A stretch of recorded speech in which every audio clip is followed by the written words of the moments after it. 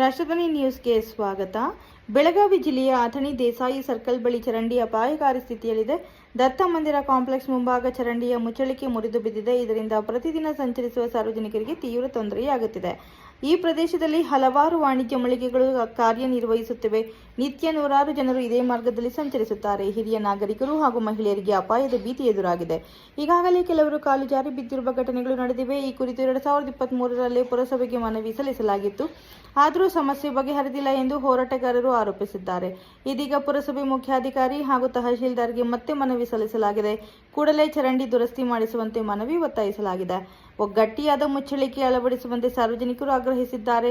ಮಳೆಗಾಲದಲ್ಲಿ ಅಪಾಯ ಮತ್ತಷ್ಟು ಹೆಚ್ಚಾಗುವ ಸಾಧ್ಯತೆ ಇದೆ. ಅನಾಹುತ ಸಂಭವಿಸುವ ಮುನ್ನ ಅಧಿಕಾರಿಗಳು ಸ್ಥಳ ಪರಿಶೀಲಿಸಿ ಕ್ರಮ ಕೈಗೊಳ್ಳಬೇಕು. ಕ್ಷಣ ಕ್ಷಣ ಮಾಹಿತಿಗಾಗಿ ವೀಕ್ಷಿಸಿ ರಾಷ್ಟ್ರಧ್ವನಿ ನ್ಯೂಸ್ ಕನ್ನಡ.